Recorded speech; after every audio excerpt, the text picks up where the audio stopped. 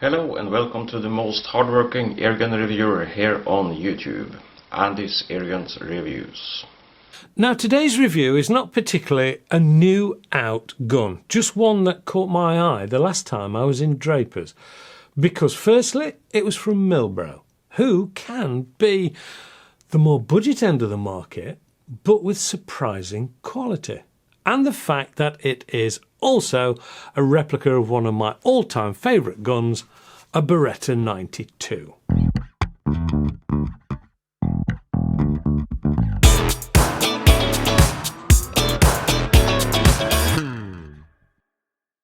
Hello and welcome to AAR on Air. Yes, it's a little bit of a self-indulgent journey today with a trip down Beretta 92 replica lane, so to speak. This particular one is the Milbro M92 Rail, with great looks and a low £139 UK price tag. So, the price is good. What about the gun itself? Bargain or bin material? Let's take a closer look. Without a doubt, the first thing you notice is it's the right size, and at 1150 grams with CO2 on board, it's also the right weight. It does feel every bit realistic.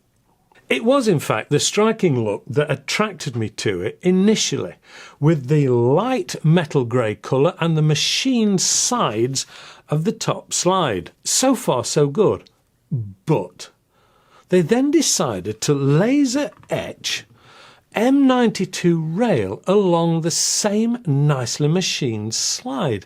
At this point I have two questions. One, why? Secondly, where can I go to get that machined off? Now, some people love tinkering and personalising their guns, and they would look upon this as a challenge. And to others, it would simply be ruined, possibly. But before I pass judgment, let's look at the rest of this. It is all metal construction, which gives it that weighty feel, including top slide, bottom chassis, trigger, and all ancillary latches and hammer. The grips are plastic, but it is a very credible wooden look. The dropout magazine is also metal and holds the CO2 and 19 rounds of BB, but strangely it's black. Odd that. Whilst we're talking about the magazine, loading the CO2 is done by removing the threaded underside with a supplied hex key, dropping in the new CO2 cartridge and then refitting. Then load BBs by either pulling back the spring and locking into place and then feeding them one at a time through the top, which is quite a time-consuming thing, or pull back the spring even further and drop them in through the bottom. But the spring won't hold back itself, and you need to be pretty well practiced or on a flat surface to be able to use the second option. Certainly without losing a couple of fingernails at least. Once you're all loaded up, simply slot it back into the grip and you're good to go.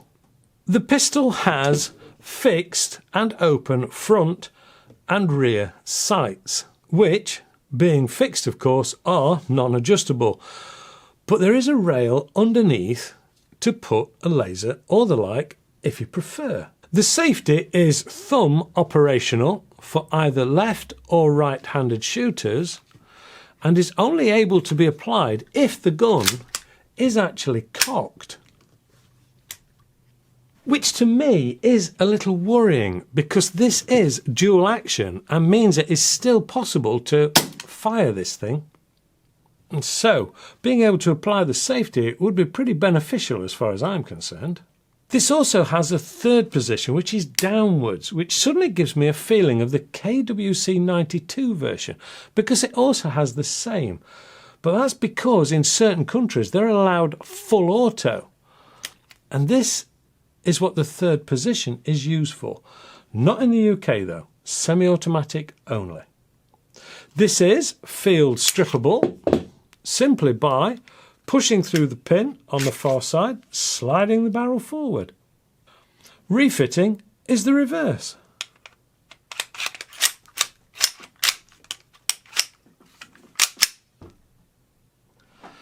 It's round about this time I take a look at the box. More than anything, but to find out what they are claiming. Well, the length at 215mm is about right. The weight is also right without a CO2 at 1100 grams. The 19 round capacity is a bit tight. For me, it was better to put 18 in. But that could just be me being picky. But wait a moment, 325 feet per second. Now that needs checking out. So, hot off the chrono, it managed a maximum of 331 feet per second on a 10-degree April morning, which is 1.31 foot-pounds or 1.77 joules, and is higher than the claimed figure. So, out with the lighter dust devils, which at 4.35 grains gave only 337 feet per second, which is 1.1 foot-pound or 1.49 joules, which is a little disappointing, but the gun is at least quite happy with them. So, next up, the Professor Jacks, as I've come to call them, the plastic 4.5mm BBs weighing in at 2.02 grains, 478 feet per second. Not bad, but of course this is only 1.03 foot-pounds or 1.39 joules. Of course this isn't about power, but the extra speed is always appreciated. Shooting this, you get a really good blowback feeling, and it would appear they have provided more power to that blowback and sacrificed it a little from the feet per second. The really nice thing is the lock open after last shot, always a firm favourite of mine. What about the target work then? How accurate is this? Because they claim a precision-made barrel is in it.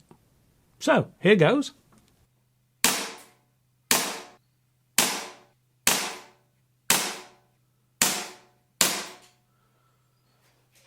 Whilst I wouldn't class this as amazing, I would say it's about acceptable for this type of gun. It is only BBs and with a blowback action. Good enough for plinking, just don't go taking it to any competition shoots. So, bargain or bin material? Personally, I like it, but I'm a 92 kind of guy. It feels really very good and up there with far more expensive versions. Accuracy is about what I'd expect. The trigger has a really nice feel to it and is about 4.5 pounds pull weight. Lock open after last shot gets a big thumbs up, as does its field stripping capability. It's just about that wording on both sides of the slide. It even looks like it says Mr. Rail. And several people have mistakenly read it wrong. To me, this is a buy, if you're willing to spend the time to remove the lettering. Not an easy job, but do that and this is a bargain. Thanks for watching.